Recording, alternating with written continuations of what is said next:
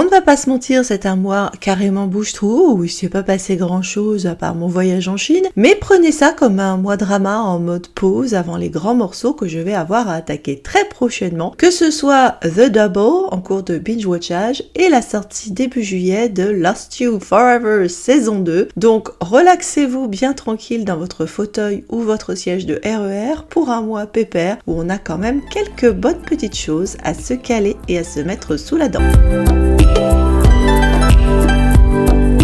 Bonjour, bienvenue sur Décalé. Allez, c'est parti pour les tops du mois. Bien que, comme je l'ai dit, ce soit assez pauvre, 3 dramas ont pu ressortir haut la main par leur originalité ou leur joie de vivre. Hit the spot. Je ne m'attends jamais à ce qu'un drama coréen soit explicite ou aborde une sexualité mature, donc autant dire que c'est une sacrée claque quand parfois, toutes les morts d'évêques, je tombe sur une. Et là, c'est carrément une baffe double dose puisque tu ouvres la série non seulement sur un avertissement qui te déconseille vivement de te mater ta série au boulot. Tu m'étonnes, mais au passage, ça te donne des infos intéressantes de la manière dont les Coréens vont visionner leur drama, avant d'enchaîner carrément sur une scène de sexe où tu en vois davantage que tu ne pensais jamais voir dans une série asiatique. Bref, c'est de l'ordre de Sex and the City, où même les femmes font du torse-poil, sans la folie consumériste et fashionista, à part si dans la consommation, tu vas compter le shopping de sex toys, qui va occuper un gros morceau de l'histoire quand même. Donc maintenant que vous avez été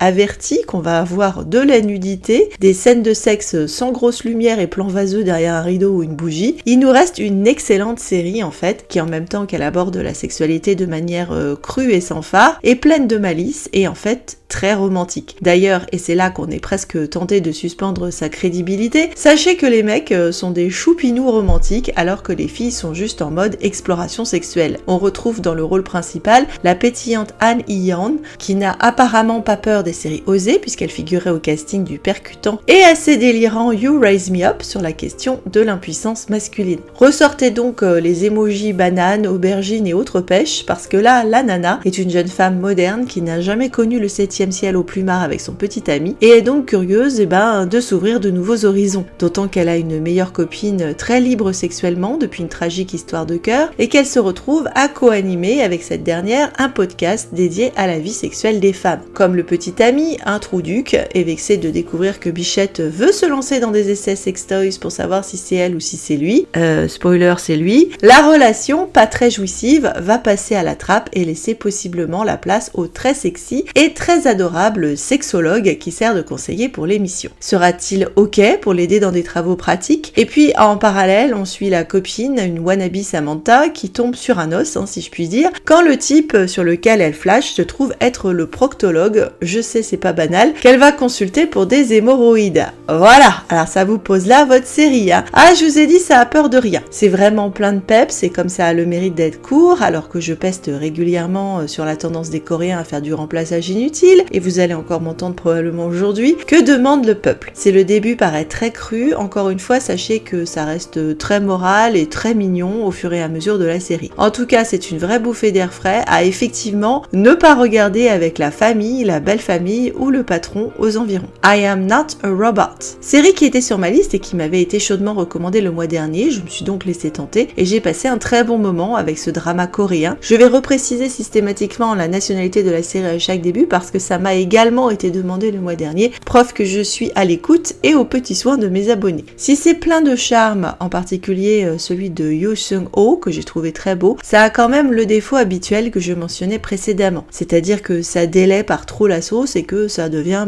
trop long, alors que c'était juste adorable et plein de fantaisie au début. On retrouve notre habituel beau gosse milliardaire avec un passé traumatique lié aux éternels camions tueurs de Corée et une maladie à la con qui est une allergie mortelle au moindre contact physique et pour une fois ce sera pas que les filles, donc c'est presque une originalité et une valeur ajoutée sur ce cliché quand même assez fréquent des dramas chinois et coréens. Du coup il vit en reclus dans sa villa en mode Richie la belle vie à collectionner tout un tas d'objets geeks et Vlatipa qu'il est sollicité par un ingénieur un peu frappadingue pour tester et in fine subventionner un projet d'Android qui a les traits d'une jolie petite pépé à la tête bien pleine, ne ressemblant plaisamment pas à une poupée porno. C'est le flash et possiblement la fin de la dépression pour le jeune homme qui souffre cruellement de ne pas avoir de contact avec qui que ce soit et dont les seuls compagnons étaient jusque-là ses robots aspirateurs. Il attend donc avec impatience la livraison du paquet, sauf que problème, une goutte d'eau a court-circuité la machine et l'équipe derrière la machine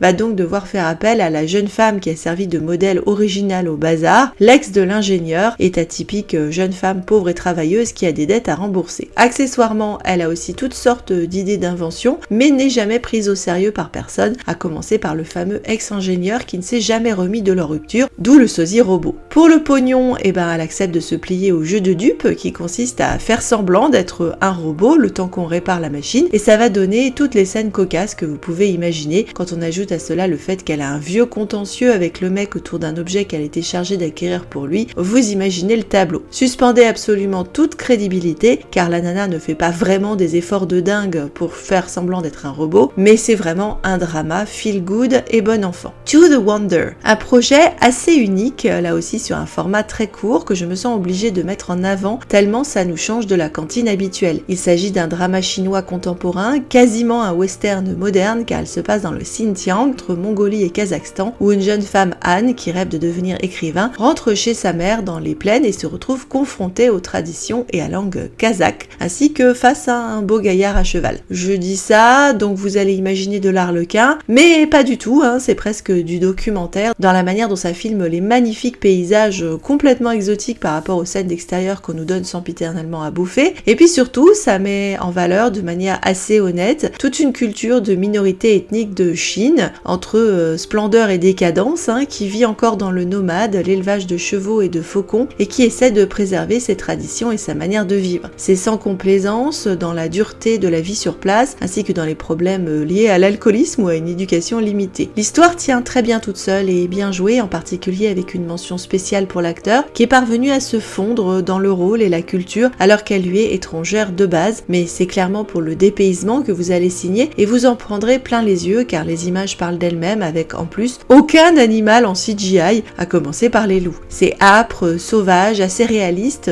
franchement route, c'est franchement une bonne surprise. La romance est présente, mais c'est pas l'élément principal, même si vous aurez plaisir à apprendre que pour dire je t'aime en kazakh, je soupçonne Cameron de l'avoir piqué là, on dit je te vois, parce que clairement l'homme est tout petit dans les vastes plaines et les déserts. Crack pur et dur, Deep Love, Love Again, un mini-drama chinois que je ne vais pas placer parmi les tops parce que c'est plein de défauts, mais qui a quand même retenu mon attention pour sa sexitude, en particulier celle de l'acteur qui est la principale raison de suivre ce wannabe 50 Shades of Grey, assez tordu et dysfonctionnel, à se refiler sous le manteau pour des qualités clairement pas intellectuelles. Encore une série qui repose sur un art de la chirurgie esthétique et du face-off qui a toujours de quoi te laisser pantois. L'héroïne se retrouve défigurée après un accident de voiture pas nette et est ramassée par un mec au bon endroit au bon moment et se voit offrir l'occasion d'un petit arc de vengeance quand elle découvre que son mec la trompait et que sa famille est potentiellement un nid de bâtards. Mais l'amie s'est tombée de Caribe dans Scylla parce que le mec qui l'a ramassée lui propose une association pour le moins tordue, faisant d'elle sa chose dans des jeux passablement BDSM soft où tu découvres par la suite que le visage qu'il lui a refilé est loin d'être un hasard et qu'il a lui-même ses propres plans de vengeance sur la famille de la nana. L'intrigue est quelque peu embrouillée,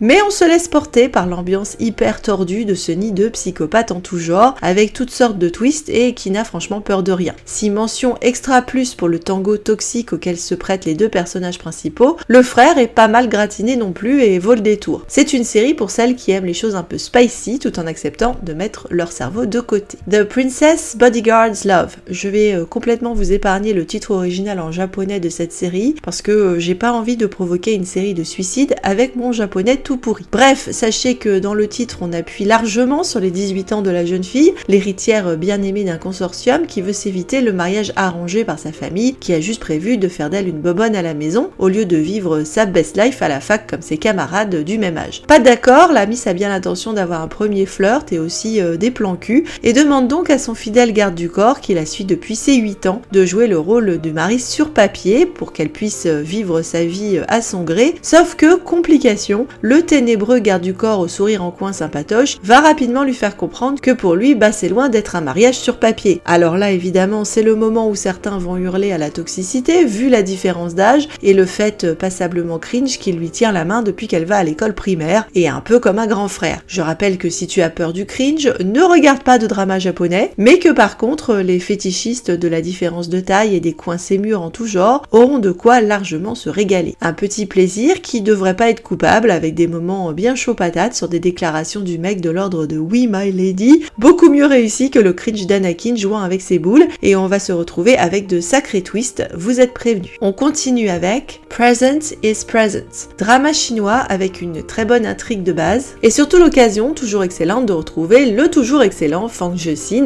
qui fait le taf dans cette histoire. Le début est vraiment bon, mais malgré un format assez court, j'ai trouvé que ça traînait un peu en longueur et virait parfois au grand guignol sur la fin, ce que j'accepte sans problème dans le genre de drama que j'ai mentionné juste avant, mais pas dans un qui était relativement solide au début. Pour preuve pour moi de ce grand n'importe quoi, la scène de menaces et confessions de crimes en pleine scène de mariage, avec une centaine d'invités derrière qui ne vont pas broncher d'un pouce, ce qui dépasse l'entendement face à la scène qui se joue. Oh, c'est complètement ridicule. Bref, pour revenir au pitch, ça commence en mode Secretary Kim avec une assistante plus que parfaite d'un joyeux playboy fêtard qui visiblement la kiffe, quoi qu'en essayant de cacher son jeu. Mais comme ça s'est ouvert sur le même type au cimetière face à la tombe de l'assistante, tu te doutes que ça va pas être joyeux, et ça part en fantastique science-fiction avec au cœur du bazar un téléphone conçu par le papa du type qui a la propriété de pouvoir communiquer entre deux timelines à un an d'intervalle. Donc la timeline du mec au cimetière qui veut changer le destin de son assistante et peut-être au passage s'offrir une chance d'avouer enfin des sentiments qu'il a dû cacher because héritage et famille de bâtards dont il cherchait à endormir la vigilance après la mort de ses parents, et donc de l'autre l'histoire entre l'assistante et le joyeux fêtard. Quand je dis que ça rappelle Secretary Kim, indeed, parce qu'ils se sont croisés plus jeunes et la fille est devenue le rayon de soleil du mec dans un moment de détresse, mais la nana n'a pas su reconnaître le gogo de son adolescence au moment présent, et il est bien embêté entre la tentation de tout lui dire et l'impératif de la protéger. Alors évidemment, ça va se compliquer avec le fait que le mec du futur fout régulièrement le bazar dans la timeline, et que malgré ses tentatives, s'il parvient plusieurs fois à sauver les miches de la nana, le cimetière repointe régulièrement son nez. Début très sympa en tout cas, et à voir surtout pour l'acteur, qui est un de mes petits chouchous depuis My Level Man. Liars in Love. Excellente bonne surprise que ce drama chinois avec un duo qui fonctionne très bien, où une nana dont le boulot consiste à tester la moralité des mecs pour ses clientes va par erreur se retrouver face à ton typique PDG psychorigide qui rentre d'Afrique où il a passé 3 ans, avec dans le viseur la tentative de récupérer la boîte familiale de plus en plus trustée par la nouvelle épouse de son paternel. Après un scandale de femme enceinte abandonnée, la nénette va continuer à cibler le type, cette fois sciemment, car la boîte du paternel menace de l'exproprier de la ferme de son enfance, bradée par le bon à rien de père de la fille, et elle va se faire passer pour la fiancée du mec, une héritière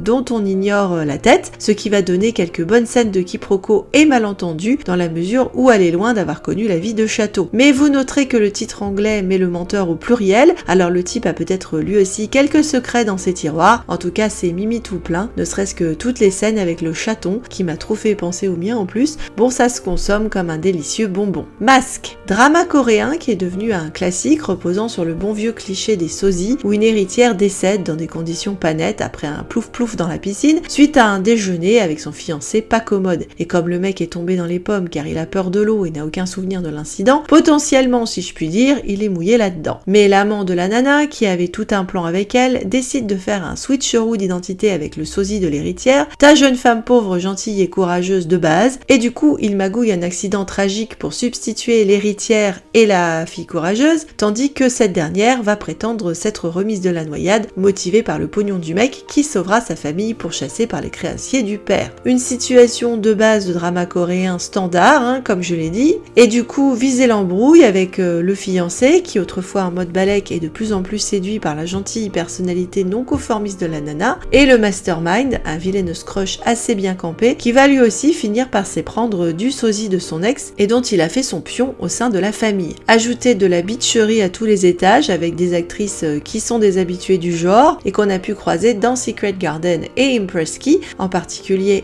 la femme du mastermind qui a bien capté que son mari ne l'aimait pas et va faire plein de trucs pas jolis. L'intrigue vaut ce qu'elle vaut, c'est exagéré et trop long comme d'hab, mais les deux acteurs méritent le détour, en particulier le mastermind, et le début est très engageant. Lady Revenger Returns from the Flame. À croire qu'il y a un thème dans ce mois drama parce que cette série chinoise est dans la même veine que Deep Love, Love Again et Mask, avec une nana dont la famille de Beach avait prévu d'orchestrer le décès, mais qui parvient à se sortir non sans mal de la pièce où elle devait finir cramée et est récupérée par un gentil garçon spécialiste en arts martiaux, dont la sœur est subclaquante et qui espérait se servir d'elle pour sauver la frangine. Au final, la sœur mourant fort à propos, il va organiser un switcheroo de visage, décidément encore une fois une technique au poil dans la Chine féodale. C'est pas un aussi grand ratage que la récente série In Blossom, mais c'est pas son défaut non plus dans le projet Vengeance de la Nana, qui va s'associer d'une part au frangin qui va finir par en pincer pour elle, ce qui peut être difficile à avaler car même si c'est pas sa sœur, ça lui ressemble quand même, et d'autre part à un enquêteur avec lequel elle avait sympathisé avant et qui ne s'est jamais pardonné de ne pas avoir su lui sauver les miches. Évidemment, le type sera bien étonné de se voir de plus en plus attiré par la nénette qui lui rappelle étrangement cette fille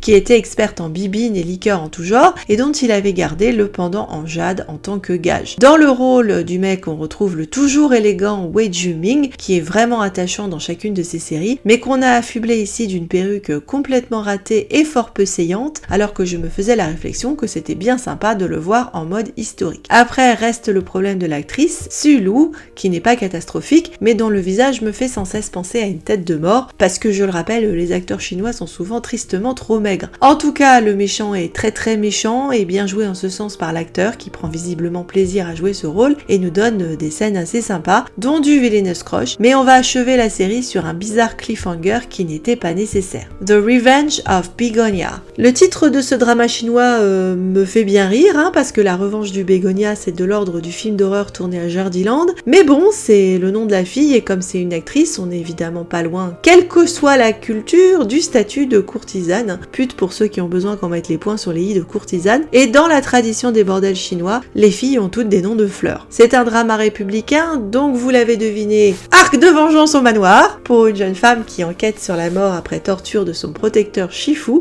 un acteur qui interprétait des rôles de femmes à l'opéra. Donc ça se teinte sérieux de queer non-binaire, mais comme c'est du chinois, ils en font pas tout un fromage. Bref, pour entrer au manoir est devenue la maîtresse d'un seigneur de guerre pas favorisé par le paternel du manoir, où habite également un frère à lunettes en fauteuil roulant, les lunettes devraient vous mettre la puce à l'oreille, et sa mère bitch. C'est une relation amour-haine entre les deux persos, bien évidemment, et ça se frite joyeusement entre fausses couches, amnésie, complot, malentendus et empoisonnement en tout genre, quand le mec se fait pas trouer comme une passoire. Les costumes sont jolis, le fond d'intrigue opéra est intéressant parce que c'est toujours un point culturel assez mystérieux pour nous autres occidentaux. On ouvre sur une scène bien putaclic qui va te donner envie de rester, mais même si on regarde, l'intrigue te donne souvent de grandes barres de rire, ne serait-ce pour moi que la scène où la nana va mordre une rose pour ne pas crier pendant une scène de soins. Ah bah c'est bien kitsch, et les acteurs semblent tous deux souvent bien trop plastiques. Orange Soda, mini-drama chinois contemporain assez mimi et pas prise de tête, où le deuxième acteur est très bien et qui suit une bande d'étudiants qui s'amourachent au milieu des drames, se perdent de vue et se retrouvent plus tard avec peut-être une chance de remettre le couvert. Un jeune homme friqué déboule au bahut et croise la route de deux amis d'enfance en bisbille depuis l'accident causé par la mère de la fille qui a occasionné la mort des parents du mec. Autrefois cul et chemise, la relation des deux jeunes gens est devenue complexe car pour autant que le garçon esprit rebelle est très amoureux de la fille, il ne parvient pas à chasser de son cœur sa haine et son envie de vengeance envers sa mère qui a perdu la boule depuis la disparition mystérieuse de son mari. Évidemment, le jeune nouveau venu flash sur la fille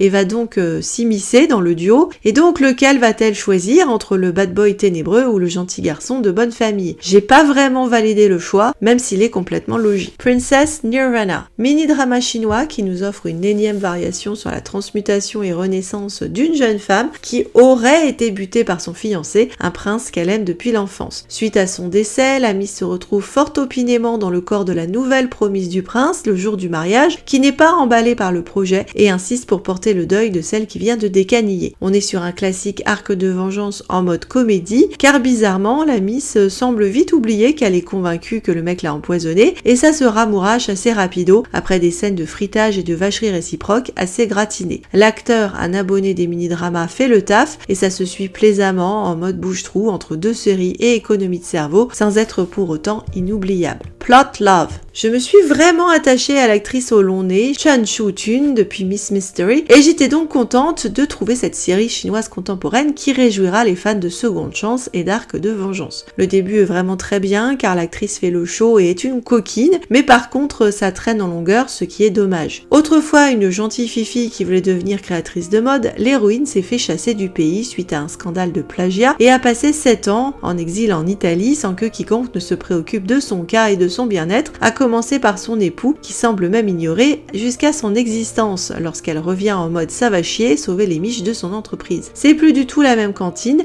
la voilà déterminée, confiante et pas du genre à se laisser marcher sur les pieds, et il y aura du taf vu le nid de bitch, belle-sœur en premier chef, qu'elle va avoir à se pastiller. La vraie question c'est pourquoi son mari a oublié son existence et se comporte comme le typique PDG froid et psychorigide de tous nos dramas. Eh ben je te le donne en mille et mille, il a eu un accident qui l'a plongé dans le coma et l'a rendu amnésique. La nana va rien lâcher, le couple va devoir cohabiter because scandale en tout genre, et auront-ils l'occasion de retomber amoureux, d'autant que la miss a plus d'un secret et d'un polichinelle dans le tiroir. Tous les clichés y passent, mais le début est super engageant en tout cas, et le couple a une belle alchimie. Eh ben c'est raté. Fox Spirit Matchmaker Red Moon Pact. Alors ce drama de fantasy chinois était très attendu et le premier sorti d'un triptyque qui nous donnera un spin-off avec Liu Sheshe et un autre avec Li Tongyi, donc que du beau linge au niveau des actrices, et a priori on aurait pu espérer que celui-là ferait quelque chose d'intéressant avec la jolie Yang Mi, notre éternelle Bai Tian Tian de 10 Miles of Peach Blossoms. Sauf que, il faut avouer que Yang Mi n'a qu'une corde à son arc, le rôle de je fais la gueule, je botte des culs en buvant du pinard, et là, la comparaison avec 10 Miles t'arrache les yeux et les oreilles, vu que la revoilou dans un autre rôle de renarde à 9 queues, jolie mais pas commode, et qui va se retrouver maquée avec un petit genou qui pourrait être son môme. Si en plus je vous dis qu'à un moment elle se retrouve affublée du petit nom de Soussou, alors là vous avez envie de vous taper la tête contre les murs, et en plus contre le mur vous y retrouverez pas Marc Chao. C'est pas la première fois que je soupire face à l'inexpressivité de la Miss, et donc il faut vraiment en arriver à la conclusion que, aussi belle soit-elle, la seule raison pour laquelle Yang Mi passait dans 10 Miles of Peach Blossoms, c'était à cause du miracle de son partenaire Marc Chao qui portait la série sur ses belles épaules et élevait tout le monde par son jeu sincère et puissant. Bah oui, j'ai pas peur des mots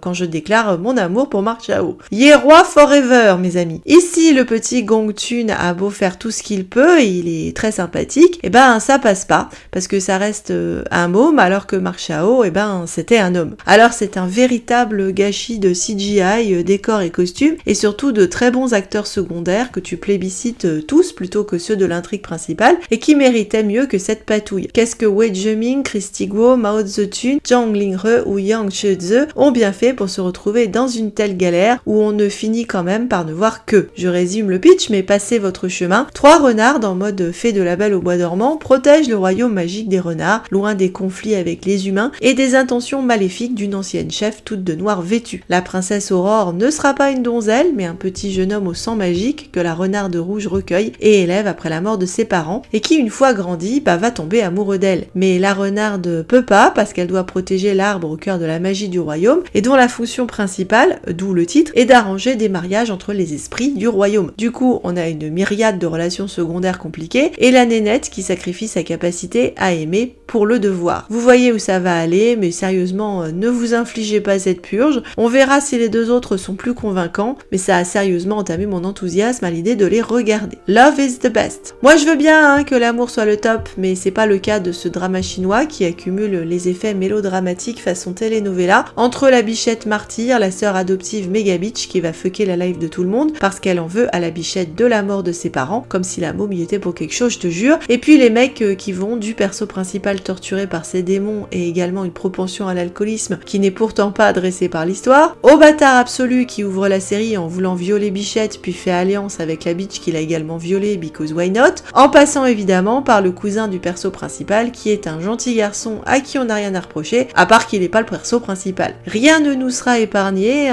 c'est vieux, c'est kitsch, et là vous me direz comme certains des dramas susmentionnés, mais non parce que c'est moins bien fait et que ça se complaît vraiment dans le lacrymal et le surjoué. La seule chose qui m'a rendu le visionnage supportable était de savoir que le couple était tombé amoureux dans la vraie vie, et comme je suis une romantique, j'ai trouvé ça mignon mignon tout plein. Ils se sont mariés après la série et c'est vrai que le mec, dans un autre contexte, a une véritable présence et il était d'ailleurs très bien dans Introduction of the Princess avec Ruby Lin. A Moment of Silence. J'ai hésité à placer ce mini-drama chinois dans les flops parce que le début était pas mal du tout, mais ça tombe tellement dans le grand guignol et le n'importe quoi à partir de l'épisode 14 que tant pis, j'ai fini par craquer et c'est bien dommage. Ça s'ouvre sur une nénette friquée devenue sourde après un accident et qui est loin de se douter que son gentil mari à lunettes planifie sournoisement son meurtre avec la complicité de la sœur adoptive avec qui il fricote dès qu'elle a à peine le dos tourné. Bonjour le duo de bâtards, hein, ils sont sans peur de rien et ils te rappellent l'ambiance du récent Forever Love où la nana était aveugle. Le plan meurtre va malheureusement foirer pour les bâtards, mais pas pour la fille, sauvée par un mec mystérieux qui a priori était censé la tuer, et comme elle va retrouver miraculeusement son ouïe, elle se prend dans la gueule la vérité sur l'infamie des deux personnes qu'elle chérissait le plus au monde. Loin d'en faire une dépression, elle va planifier sa vengeance et essayer de reprendre la main sur sa vie et ses affaires, mais ce sera pas si simple. Pas de romance à la clé dans cette histoire, et comme je l'ai dit, ça tourne au ridicule à partir de l'épisode 14. The Bright Moon Worships Your Heart. C'est pas vraiment la catastrophe pour ce mini-drama chinois, mais pour autant, et malgré une actrice choupie comme tout, l'histoire et les persos sont tellement génériques qu'ils n'ont pas retenu mon attention, et pour aussi courte la série soit-elle, j'ai passé mon temps soit à zapper les scènes, soit à faire autre chose sur mon portable. Ça s'ouvrait sur une bonne scène de mariage qui vire au drame, et après ça repart en arrière au moment où le prince du mariage doit se taper un autre mariage arrangé dont il veut pas, alors qu'il fait équipe avec sa chérie depuis l'enfance dans une série de mystères à la cour. Alors j'ai pas grand chose à vous en dire, puisque comme je l'ai dit, je n'ai pas été captivée par l'histoire ou les persos. Flower in the Mirror. Le deuxième drama chinois ère républicaine du mois, où on a la bonne surprise de retrouver l'acteur Zhang He, que j'aime bien, et dont on ne croirait jamais qu'il va fêter ses 40 printemps cette année. Mais c'est la seule bonne chose de ce truc tout pourri, qui repose lui aussi sur l'art toujours spectaculaire et fort peu crédible, de changer de visage comme on change de slip. Une actrice veut pas du mariage arrangé avec un seigneur de guerre possessif et jaloux parce qu'il fait fixette sur elle depuis l'enfance, et préférait se barrer avec un collègue de boulot que tu pressens bâtard. Elle va donc demander à une nénette qui lui ressemble vaguement, et joue les doublures à l'occasion, de prendre sa place. Comme l'actrice est une vraie bitch, elle prévoit surtout de feindre sa mort en poussant Bibiche à la baille après l'avoir défigurée, mais pas de bol, elle tombe aussi à l'eau, et avec le seigneur de guerre qui fait plouf, donc Pince-Mi et Pince-Moi sont dans de beaux draps. Devenue amnésique, la doublure hérite de la reconstruction faciale qui lui permet de ressembler à l'actrice, et est complètement larguée, d'une part face au seigneur de guerre toujours jaloux et possessif qui démordra pas du mariage, et face à l'acteur qui a toujours des velléités sur elle. C'est un bordel sans nom de twist, d'identité volée et échangée avec ton sempiternel amour d'enfance et pendant de jade, et la seule grâce de ce bazar est que pour une fois, c'est pas un arc de vengeance au manoir dans l'ère républicaine. Mais honnêtement, je préférerais, d'autant que tu comprends pas comment d'un coup le mec fait comme s'ils étaient mariés et feint d'avoir des relations avec la fille, alors que 2 secondes en fait,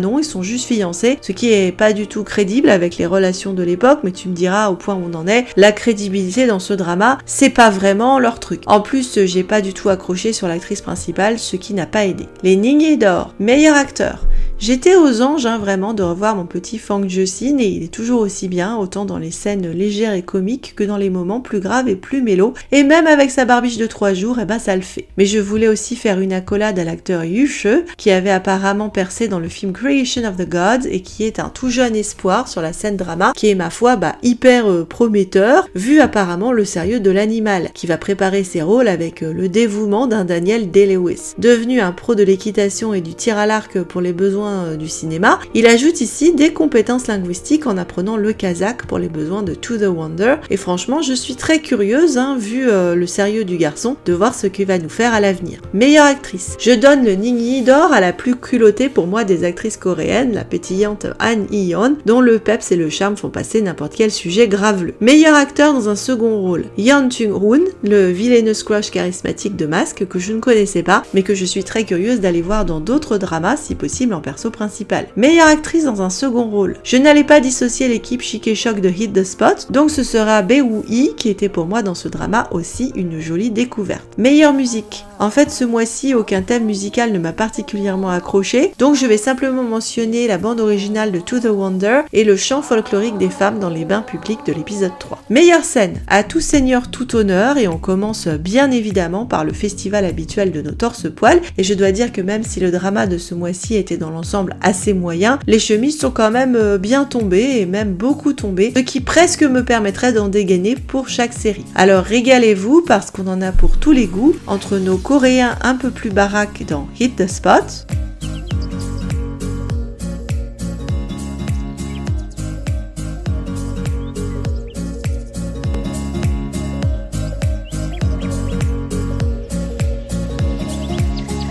et nos petits formats chinois dans Lady Revenger Returns from the Flame,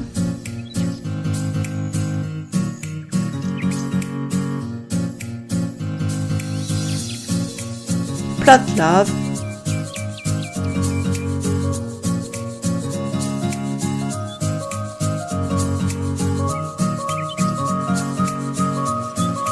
Orange Soda,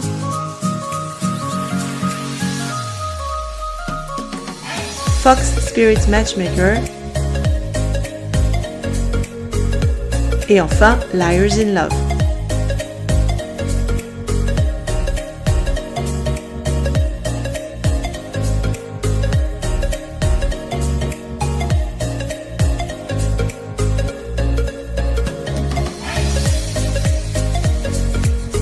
Pour les meilleures scènes, je retiendrai surtout les scènes de douche sexy et les bons moments bien tordus de Deep Love, Love Again. Voilà, quand on aime ce genre de scènes, on les aime bien. Le moment de honte des sextoys sur le trottoir dans Hit the Spot. La scène très sexy du coupage d'étiquette dans Present is Present. Le coup du parapluie dans I Am Not a Robot, parce que tu peux pas avoir un moi drama qui ne compte pas une scène de parapluie quasiment, je dis ça, mais en fait tu peux pas avoir un moi drama sans une scène de baignoire, une scène de torse-poil, une scène de pont, et comme vous avez vu, j'ai déjà géré une scène de morsure, et puis parce que ça faisait un moment et que c'est aussi un des grands classiques qu'on se passe en boucle dans les dramas chinois, et tu peux pas avoir un moi drama sans un plaqué mur, et pour les plaqués murs, Princess Bodyguard's Love a assuré. Ce sera tout pour ce mois-ci, malheureusement pas de drama chinois avec du pressement de produits Adolphe, mais comme vous le savez, je m'en suis occupée toute seule comme une grande sur un épisode dédié, et pour celles qui seraient curieuses de mon retour après essai, il mousse bien, il est agréable à utiliser, et si ma foi l'expérience fut sympa, je n'ai malheureusement constaté aucun beau gosse traversant la rue pour m'offrir des fleurs. En tout cas j'attends. Voilà, merci d'avoir suivi cet épisode, trop hâte de vous faire le retour sur The Double le mois prochain. Un petit like, un petit commentaire sur vos playlists et coups de cœur sont toujours les bienvenus, car les fidèles savent que je réponds toujours aux commentaires et que c'est un vrai plaisir pour moi dans le cadre du mois drama, mais également dans mes autres épisodes. Mais les mois drama, vous savez, c'est mon petit jardin secret. Et on se retrouve en juillet. Bon binge watch.